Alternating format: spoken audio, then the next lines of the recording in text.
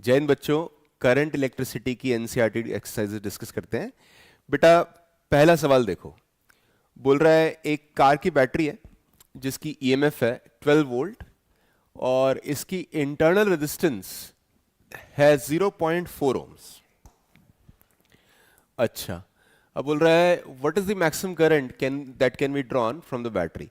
तो maximum current के लिए हम क्या करेंगे, उसको शॉर्ट कर देंगे, यानी कि जो बैटरी के दो टर्मिनल्स हैं उनको आपस से कनेक्ट कर देंगे प्लेन वायर से। तो बैटरी की ईएमएफ 12 दी हुई थी, यहाँ इंटरनल रेजिस्टेंस 0.4 दी हुई है, तो इसका मतलब ये करंट कितना फ्लो करा होगा अपने को पता है। मान लो करंट फ्लो कर रहा है आई, तो आई की वैल्यू क्या होने वाली है, E M F by resistance 12 divide by 0.4, which means मेरे ख्याल से 30 एम्पियर। इसका आंसर आ जाने वाला है 30 एम्पियर। बस आ जाइए क्वेश्चन नंबर 3.2 पे। 3.2 बोल रहा है जी बैटरी है जिसका ईएमएफ है 10 वोल्ट, इंटरनल रेजिस्टेंस है 3 ओम, इसको एक रेजिस्टर से कनेक्ट किया है। बोल रहा है सर्किट में करंट आ रहा है जी आपका 0.5 एम्पियर। तो देखना 10 volt, internal resistance, external resistance कुछ मान लेते हैं, ठीक है। ये 10 वोल्ट था, ये 3 ओम था, एक्सटर्नल रेजिस्टेंस कुछ आर ले लेते हैं।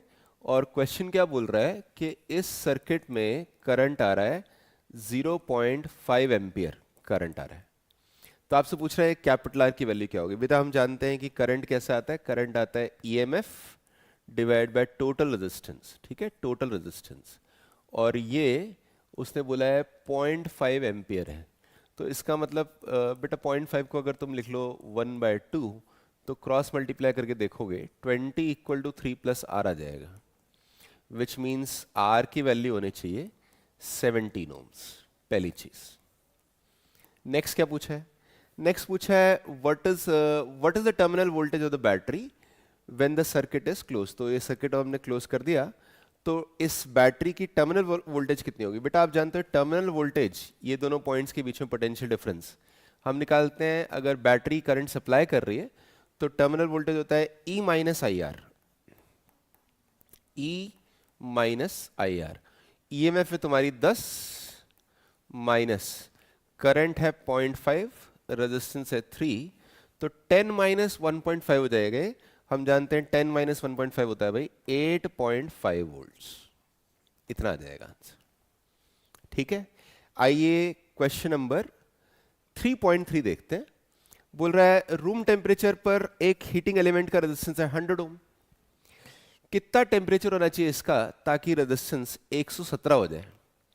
आपको टेम्परेचर कोफिशिएंट दे रखा है, तो आप क्या करोगे, आप ये इक्वेशन यूज कर सकते हो। देखो आपका टेम्परेचर कोफिशिएंट इतना कम है, छोटू सा है, आप आराम से ये इक्वेशन यूज कर सकते हैं।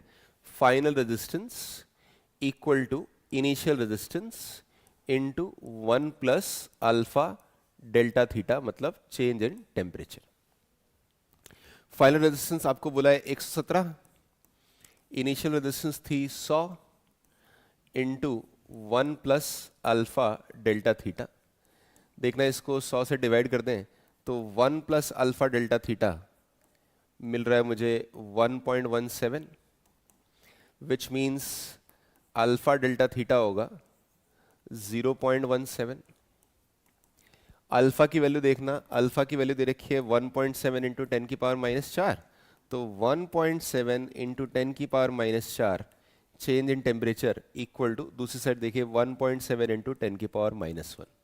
कॉमन टर्म्स कैंसिल कर दो, तुम्हें दिखेगा डेल्टा थीटा की वैल्यू 1000 आ रही है 10 टू पावर 3, ठीक है। ये चेंज इन टेम्परेचर है, यानी फाइनल टेम्परेचर कैसे निकालेंगे, इनिशियल टेम्परेचर प्लस चेंज। तो तुम बोलोगे फाइनल टेम्परेचर हो जाएगा इनिशियल टेम्परेचर प्लस जो चेंज आ रहा है 1000, और इनिशियल टेम्परेचर तुम्हारा 27 डिग्री था, तो फाइनल टेम्परेचर कितना हो गया 1027 degree Celsius, 1027 degree Celsius answer हो जाएगा।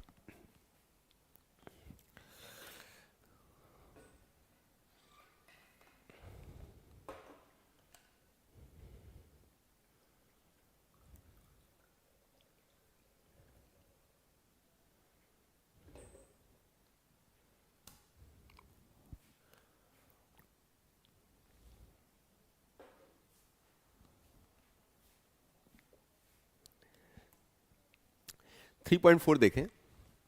आपको बोला है एक स्मॉल करंट हम पास करते हैं एक वायर से जिसका लेंथ है 15 मीटर, क्रॉस सेक्शन एरिया दिया हुआ है, उसकी रेजिस्टेंस आपने मेजर करी है 5 ओम्स। पूछ रहा है इसकी रेजिस्टिविटी क्या होगी इस पर्टिकुलर टेम्परेचर पे। तो बेटा रेजिस्टिविटी और रेजिस्टेंस में अपने को रिलेशन पता है, हम जानते हैं resistance equal to rho length by area. उसने रेजिस्टिविटी पूछी है तो कैसी आएगी, resistance into area divide by length. Values डाल दो, रेजिस्टेंस है तुम्हारी 5, एरिया देखना 6 इंटू 10 की power -7 divide by length. Length देख लेना, लेंथ है तुम्हारी 15 मीटर। तो देखो ऊपर 30/15 2 हो गया, तो आ जाएगा 2 इंटू 10 की पावर -7। और रेजिस्टिविटी के यूनिट्स क्या होते हैं आपको दिख रहा होगा यहाँ 1/मीटर, तो ओम मीटर होते हैं रेजिस्टिविटी के यूनिट, तो ओम इंटू मीटर।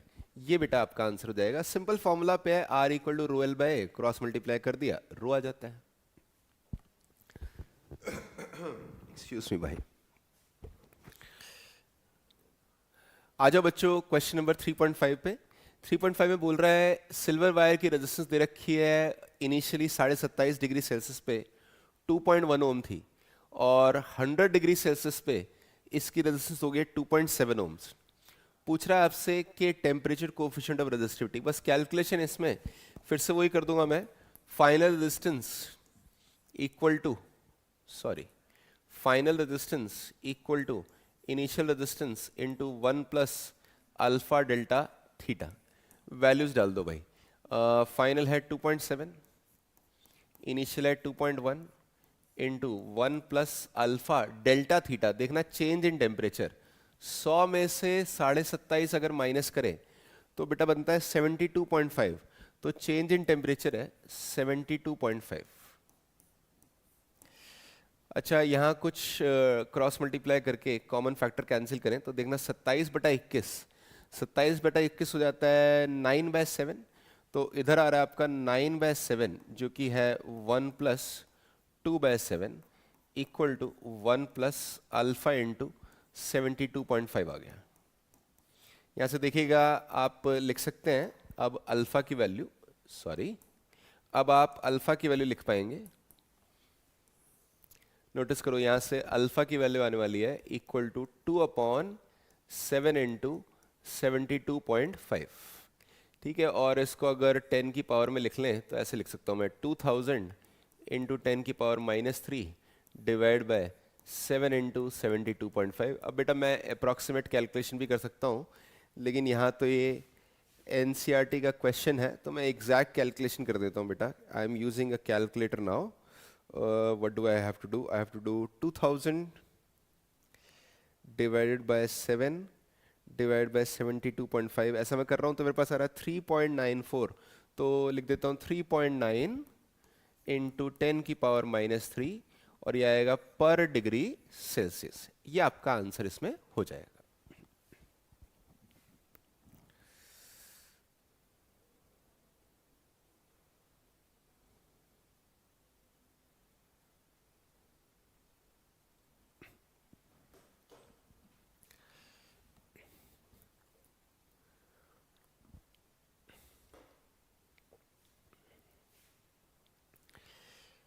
देखते हैं क्वेश्चन नंबर 3.6।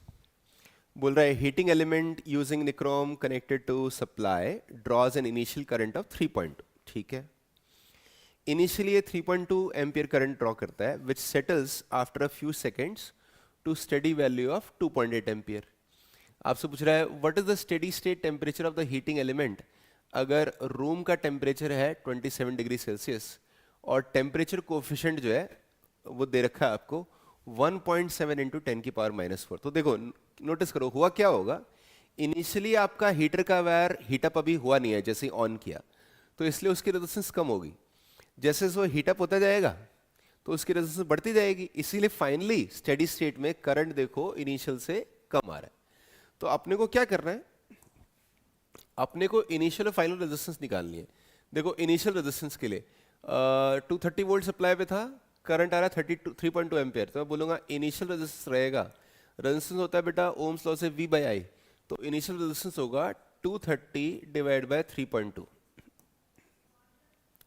फाइनल रेजिस्टेंस तुम्हारा हो गया होगा V बाई आई करके 230 divide by final current 2.8।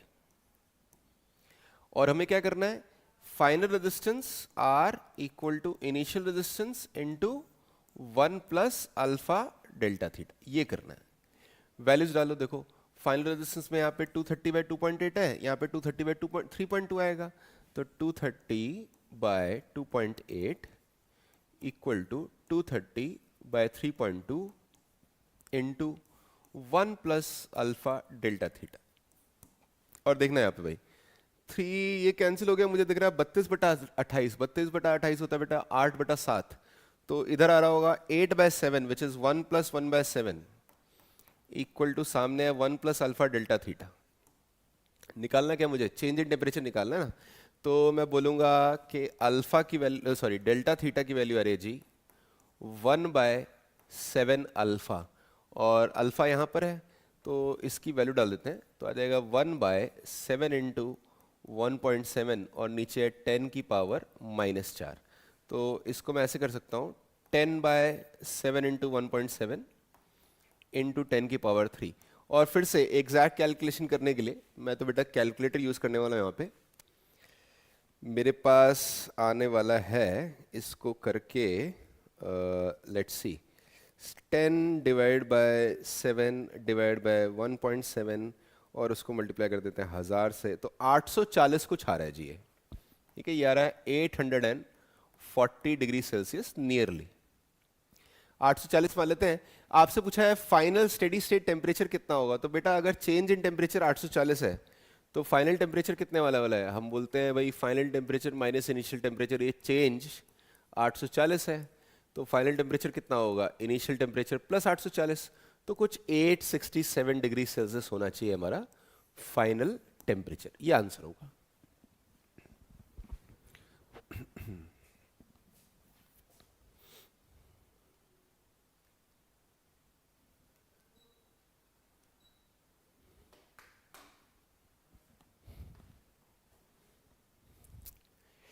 Okay देखेंगे यहाँ पे क्वेश्चन नंबर 3.7 आपको बोला है determine the current in each branch of the circuit, ये सर्किट के हर ब्रांच में करंट निकालना है। तो बेटा मैं इसको 2-3 तरीके से कर सकता हूं। मैं यहाँ पे वही तरीका लगाऊंगा जो ज्यादातर बच्चे लगाएंगे, करंट डिस्ट्रीब्यूशन और फिर केवीएल केसीएल, है ना। तो पहले सर्किट दोबारा बना लेता हूं मैं और फिर उसमें करंट डिस्ट्रीब्यूट करूंगा। अच्छा इसमें नोटिस करो 10 5 5 10, ये चीज नोटिस करो, ये वैल्यूज उल्टी है ना, तो करंट की डिस्ट्रीब्यूशन भी ऐसे ही होने वाली बेटा।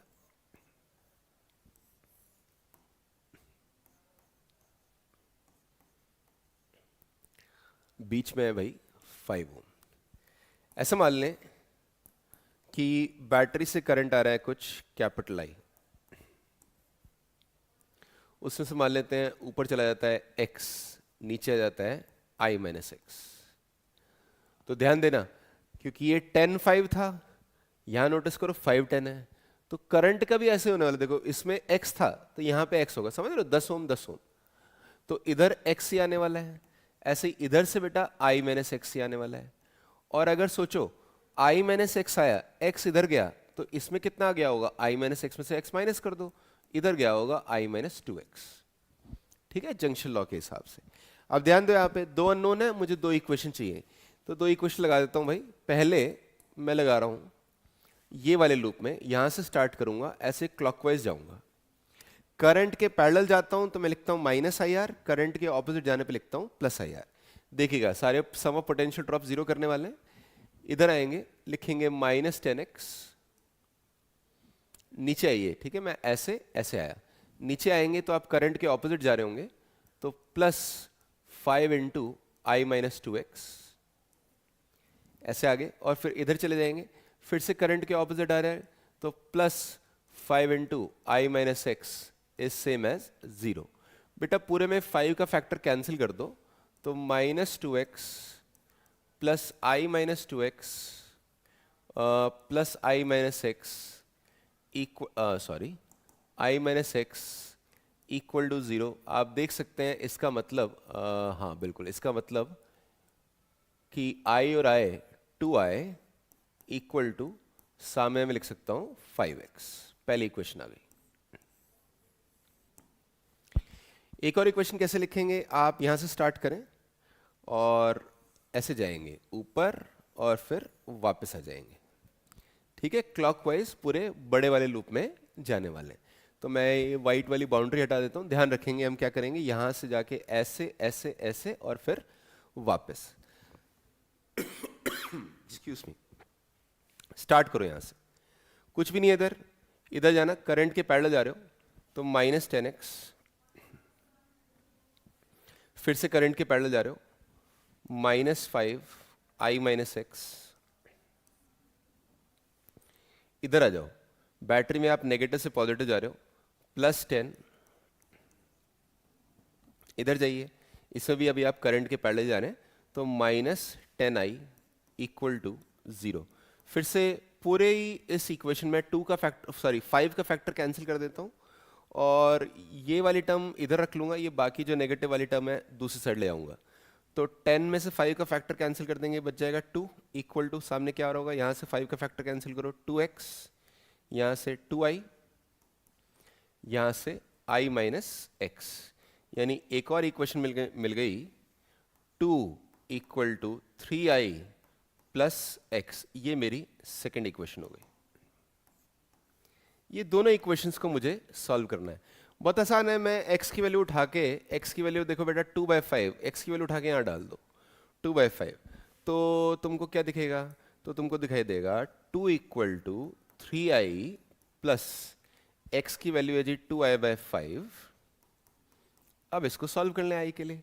मुझे क्या दिख रहा है यहाँ पे, एलसीएम लेके देखूं तो मुझे 15 + 2 17 इधर दिख रहा है और ये इधर मल्टीप्लाई हो रहा है। तो बेटा मुझे दिख रहा है i का वैल्यू 10/17 एम्पियर।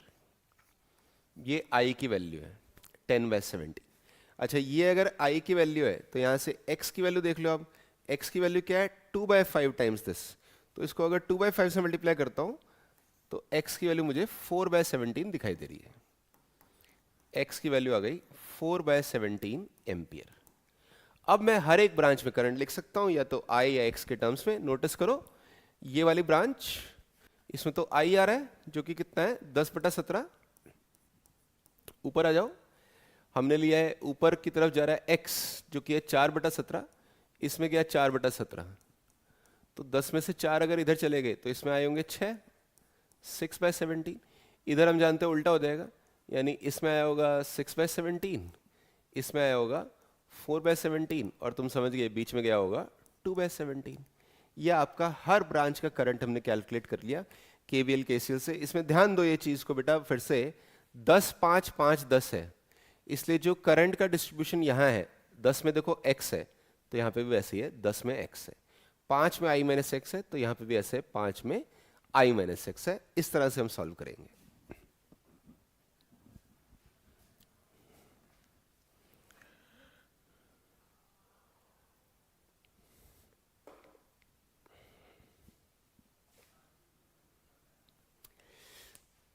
बच्चों क्वेश्चन नंबर 3.8 देखेंगे जरा।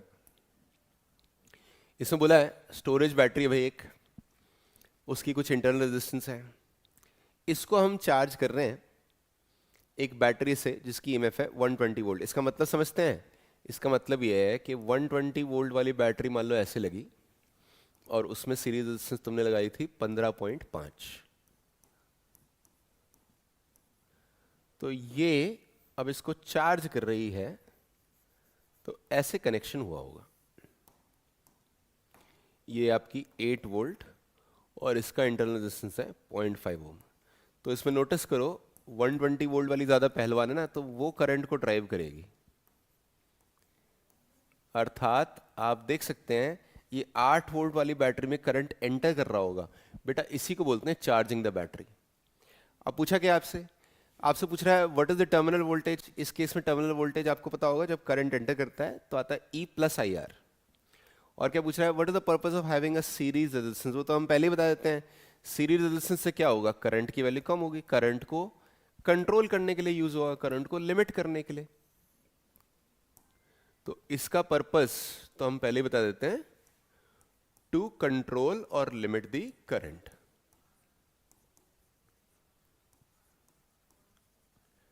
ठीक है। अच्छा, ये करंट की वैल्यू यहां पे आ कितनी रही है हम बता सकते हैं? मान लो करंट आए, कैसे बताएंगे करंट? हम बोलेंगे टोटल ईएमएफ। देखो नोटिस करो, 120 ऐसे करंट को पुश कर रही थी, जबकि 8 वोल्ट वाली ऊपर है ना, मतलब कि ये अगर क्लॉकवाइज करंट पुश कर रही है तो 8 वोल्ट वाली, सॉरी मैंने बोला 120 वाली अगर आपकी एंटी क्लॉकवाइज पुश कर रही है तो 8 वोल्ट वाली क्लॉकवाइज पुश करती है। मतलब ये दोनों आपस में ऑपोजिट पोलैरिटी में यहाँ पे। मतलब आपका नेट ईएमएफ जो है सर्किट का वो 120 माइनस 8 है, 120 प्लस 8 नहीं है, यानी 112 वोल्ट। और टोटल रेजिस्टेंस कितनी है आपकी सर्किट की? देखिए टोटल रेजिस्टेंस आपको सर्किट की दिखाई दे रही होगी 15.5 और 0.5 16 ओम। इसका मतलब आप सर्किट में करंट निकाल सकते हैं total EMF by total resistance. देखिए बेटा वो आ जाएगी 112/16। तो मैं कुछ कैंसिल कर सकता हूँ यहाँ पे, मेरे ख्याल से 4 का फैक्टर अगर कैंसिल कर दूं, अच्छा 16 का ही फैक्टर कैंसिल कर सकता हूँ क्या? हाँ 16 का ही फैक्टर कैंसिल कर सकता हूँ। तो मुझे तो दिख रहा है कि अगर इसको मैं कर दूं तो 16 इंटू 7 होता है, तो 7 एम्पियर आ रहा है करंट मेरा। 7 एम्पियर मेरा करंट आ रहा है। अगर 7 एम्पियर मेरा करंट है तो उसने ये पूछा था इस बैटरी के क्रॉस टर्मिनल वोल्टेज कितनी है। तो दोस्तों आप लिखेंगे terminal voltage VT equal to, आप बोलोगे EMF, और इस EMF को, ये तो मेरी नेट EMF है, इस EMF को नाम दे रहा हूं मैं E1 मान लो, और इसको दे देते हैं E2। तो अभी इसके बारे में बात हो रही है, इसकी इंटरवल है R1। तो हम लेंगे टर्मिनल वोल्टेज आएगी EMF प्लस IR1। प्लस किया है नोटिस करो, क्योंकि करंट इसके पॉजिटिव टर्मिनल में एंटर कर रहा है, चार्जिंग हो रही है बैटरी की। जब ये करंट सप्लाई करती है तो E माइनस IR होता, क्योंकि करंट इसको सप्लाई कर रहे हैं आप, तो E प्लस IR होगा। EMF की वैल्यू देखें, EMF है आपका 8 प्लस करंट है 7, इंटरनल रेजिस्टेंस है 0.5। आप देखेंगे 8 plus 3.5 11.5 ampere current, sorry voltage आ जाएगी टर्मिनल के अक्रॉस।